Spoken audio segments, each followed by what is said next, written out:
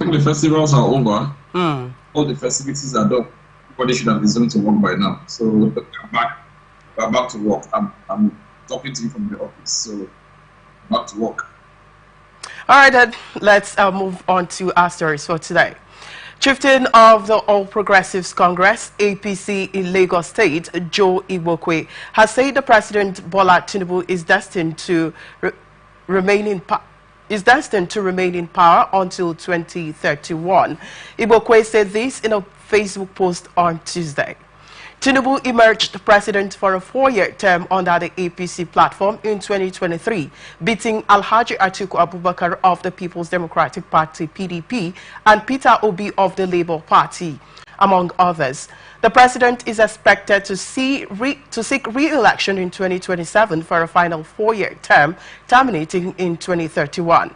Igbokwe urged other presidential candidates planning to win the presidency in 2027 to perish the thought. He said if any presidential candidate is dreaming of winning presidential elections in 2027, he would advise the candidate to perish the thought till 2031. Well, but if you can hear me, I would like to get your thought on this one by Igbokwe, saying that anybody who plans, who is planning for presidency come 2027 should just perish the thought and wait till 2031. What would you make of that? All right. You see, this is very, very, for me, it's very funny to begin this conversation at the first instance, because we have a system where the government in power came into power at in the last through the last election in 2023. They just celebrated 1 year in office last year. Are you with me? Yes, I'm hearing.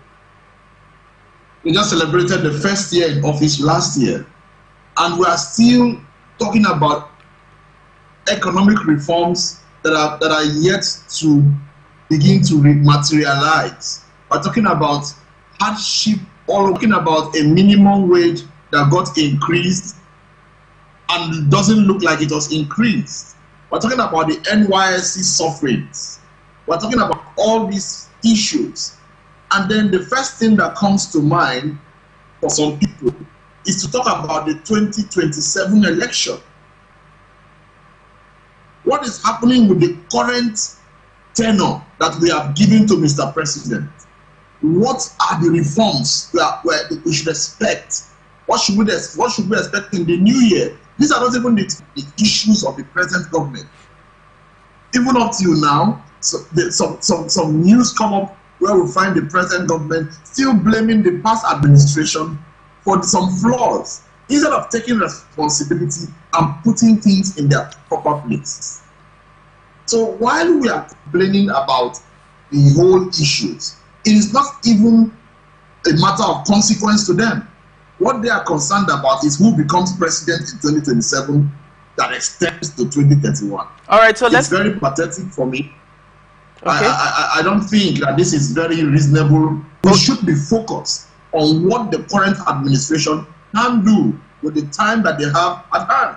So what do you think might be cannot become a to 2031 or not is a decision of the people, except they are going to override the decisions of the people. If the people want President Bola Ahmed Tinubu to continue his tenure up to 2031, the people will vote him in. If they do not want President Bola Ahmed Tinubu to continue, it is not a matter of predestination. This is not church affair. This is not monarchy. It is political, and it is achieved where electoral processes. With all this that you've mentioned, right, with all the problems you cited here now, one would wonder, what do you think the implications of his statement, Igbokwe's statement, would have on APC as it stands? Do you think it's a sign of indictment in APC parts? I would like to get your thought as well. So we cannot call that an indictment on their part. We can only say that that is insensitive on their part. It is insensitive on their part, neglecting the plight of Nigerians, where we see that, honestly, the APC government Whether they were, before now they blamed the whole issues on the PDP government. Now, as a public affairs analyst, I am standing apolitical and non-partisan. The APC government that was responsible for the blame game before now, blaming the PDP government for not having the capacity to deliver Nigeria, has been in power for the past 8 years. They took over power from Jonathan, and that was President Buhari. Buhari took over power from Jonathan for now, regardless of what the Ibokwe man is saying about 2031. He's going to do 4 years. That's 12 years. In the past 8 years, and in the past 9 years, where we have the APC government in power, we have seen a ridiculous change from a country that has no hope of future. Because you look at the common man. The common man could afford a bag of rice before, but the bag of rice now is 110 to 120,000 naira. A common man who earns 77,000 naira as minimum wage or 70,000 naira, how is he expected to afford a bag of rice to take back home? So you see, the APC government that should be lamenting and looking for solutions to the Nigerian problems that though may have been existent, but they have deepened, rather are interested in discussing 2031 elections. All right. For me, this is an insensitive statement. Christian Ibokwe, who is there, I don't know if Mr. Ibokwe is going to guide the next president of Nigeria from his own office, but if the next president of Nigeria will be decided from the vote of the common man, then obviously we should wait for the vote of the common man to come in 2027. Until then, every statement around the 2027 election that is about 2 years from now is insensitive. We should be talking about the issues that have made the center stage. Issues of poverty, issues of economic challenges, fiscal policies, issues on the table. We should trash them rather than running around for 2027 elections already. All right. You've rightly mentioned, you talked about the policies as regards to the APC rulership for over 9 years, just like you rightly mentioned. But then I also like to add to Tinubu's administration. Like I earlier told you, the Ibokwe statement is sensitive, and I maintain my ground on that. It is insensitive. For me, that statement is very insensitive and inconsiderate to the plight of the Nigerian people. How it's going to touch down on Nigerians, I will not be able to tell you, because Nigerians are one funny set of people. There is something funny about Nigeria. A chance to change the government.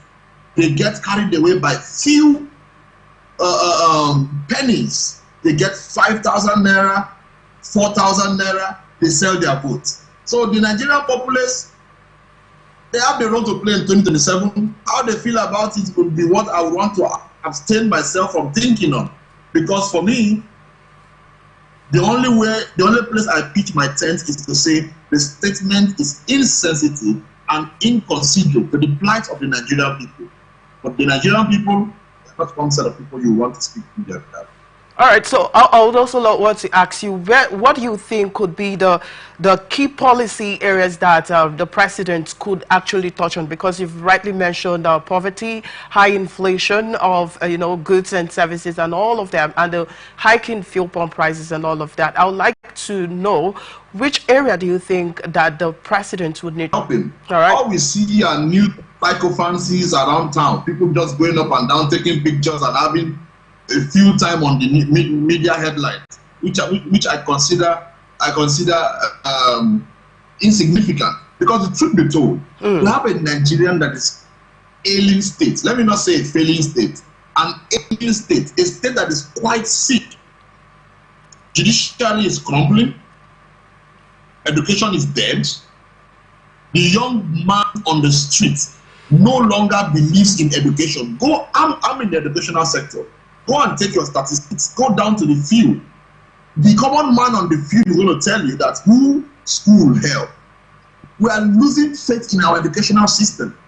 You turn out tons and tons of graduates every year from different universities across the nation. They do not have a place to work. They are suffering. They don't have a place to be engaged. after their NYSC, they come back home, no work. We have government officials making funny statements, telling people that Nigerian youths are lazy, are this, are that. All of these are aftermaths of the APC government. All right. It was in the APC government that the first time we heard that the Nigerian youths who are so resilient are lazy. And then this is all we get.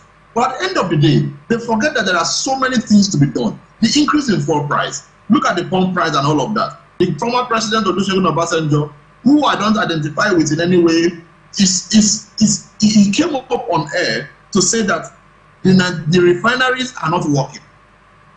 The NNPC told him that the refineries are not working. That is not true. He should come and do an inspection by himself to see that the refineries are working and then give the Nigerian state a reassurance.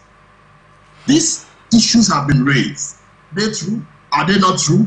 What are the modalities put in place to reassure Nigerians of the sincerity of this government in power? All right. It is something that we must look at. All right, Badom, great man. Before we move on to the next story, I would also want to ask you, how do you think, or could Igbo's statement have any, positive or negative influence as regards international, body, as regards Nigerian politics?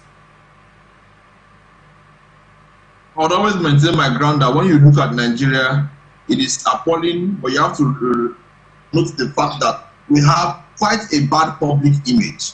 Not the fault of the government alone, but of course, a large percentage of the fault is from the government, because the government officials are so corrupt that they loot and loot funds, put funds in Swiss banks and all of these places, and then of course, they are watching you how you treat your people, and they judge you by that.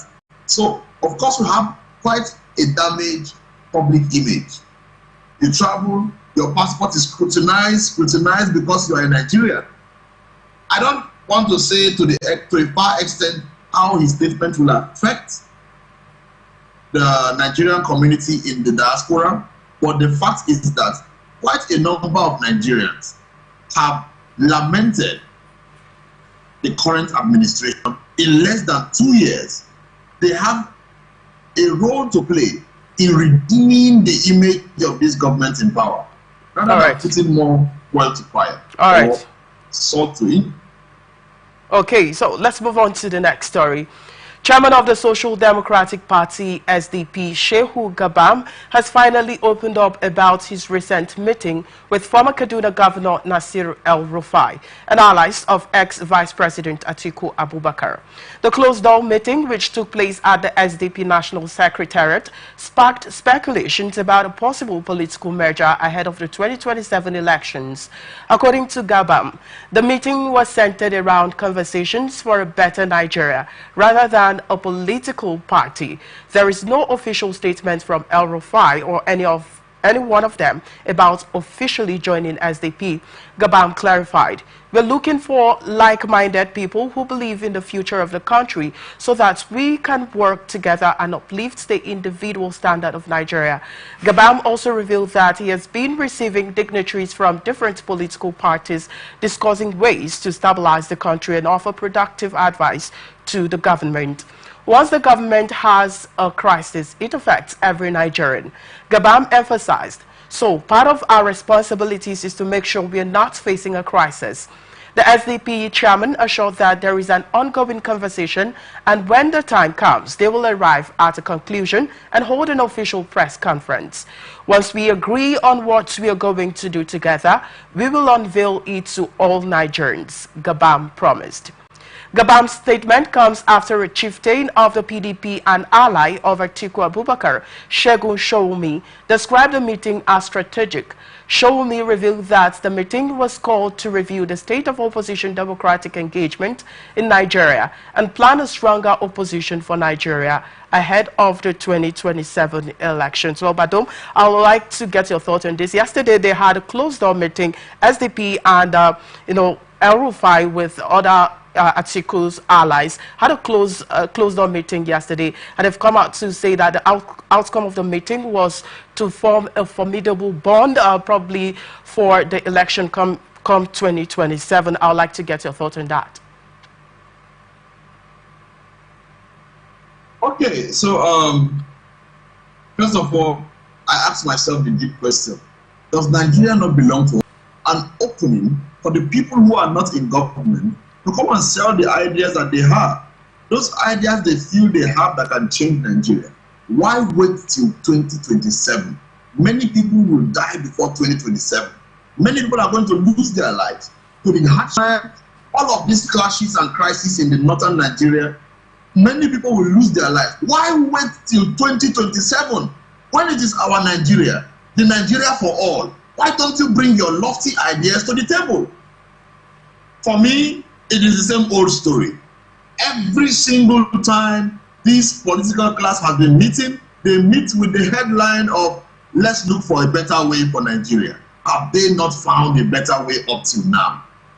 That better way you think you have, why can't the political class come together? Come together. I mean, the likes of the El-Rufai you are mentioning, these are all political party members of the APC. It is their government in power. Why cross-carpeting is selfish?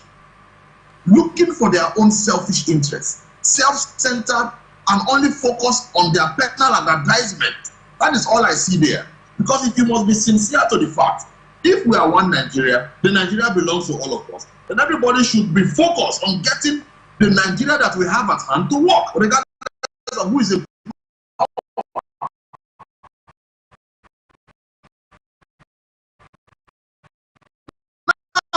It's more pathetic to see that people who once belonged to the same political party are the ones fighting with each other because they have different kinds of personal quarrels, personal grievances, and they are going back to go connive with themselves to form some other party and some other form of alliance. At the end of the day, the Nigeria we have is still suffering, and of course, a lot of work to be done. Well, talking about being selfish, even though El-Rufai has not even come to say if he has joined the party or not, well, how much does alliances affect the current ruling party? Do you think it's going to affect it in any way? I mean, they're talking about their strategies, the ruling party strategies. Do you think this alliance from the SDP and the El-Rufai and Atiku Abubakar's allies is going to affect the current administration strategy? I perceive the current administration should be focused. I perceive they should be really focused and should have their blue by the noise outside. Whether there is a political movement being formed out of your party, it should not change the operation of the government in power. Because the government in power is not operating by party. The government in power has been given resources of the Nigerian people, not the resources of the political party. It is the resources of the Nigerian people that they have. So they should get to action and make good progress with the backing, resources, and support of the Nigerian people. That is what is important. Whether there are formations out there, it is not supposed to be your problem. So the current administration cannot lament of any form of failure because of a political movement that is being formed outside of their party. Of immediate political moves, because we've seen people defecting from one party to another. Well, I'd like to get your thoughts on this. How do these meetings, with SDP and El-Rufai and Atiku's allies, how does this meeting reflect on the leadership style of most especially? Yes. Whether it's defecting APC to the SDP, until then we'll be able to speak about El-Rufai or not. But for now, the man has not said anything official. All right, good. Let's move on to the next story now. Former Vice President Atiku Abubakar has said the threat against former Labour Party presidential candidate Peter Obi by the All Progressives Congress APC and the prolonged detention of Mahdi Shehu signals a shift towards an authoritarian government which suffocates the rights of opposition voices. The former presidential candidate of People's Democratic Party, PDP, who urged the intervention of men and women of goodwill, said the time has come to put an end to the stifling of voices that are crucial to the health of any functioning democracy. He also called on the APC to issue a formal apology to Obi and Nigerians for using disgraceful language and making intolerable, reckless and derogatory expressions. On Monday, Obi, in response to a remark by the APC spokesman, Felix Moka, that he, Obi, has crossed the line. By the way, he criticized the government's soft calls to pull down videos he posted online, claiming that President Bola Tinubu granted France the approval to set up a military base in northern Nigeria. Reacting, however, Atiku, in a statement he personally signed, said the inflammatory remarks issued by the publicity secretary of the All Progressives Congress, APC, Felix Moka, directed at Peter Obi, the presidential candidate of the Labour Party in the last general election, serves as a disturbing emblem of the current administration's unsettling strategy in addressing opposition figures. This threat against Obi, coupled with the prolonged detention of Mahdi Shehu, a prominent voice of dissent, and other signals a worrisome shift towards an authoritarian government's model, where the rights of opposition voices are being suffocated. Such language, rooted in hostility, has no place in a free society where civil discourse and engagement should reign supreme. A true democracy thrives on the healthy exchange of ideas, where the criticisms and contributions of opposition leaders like Peter Obi are seen as vital for the betterment of governance and the promotion of public accountability. It is not merely the right, but the solemn duty of a democratic government to listen attentively to the voices of its critics, to engage in meaningful dialogue, and to allow space for the articulation of alternative viewpoints. Instead, we are faced with a chilling threat that suggests Obi must be ready. But I'd like to get your thought on this. I mean, this has to do with, the speech Peter Obi gave on New Year Day and Felix Moka's statement that, have trended online and also caused controversies. I would like to get your thought on this.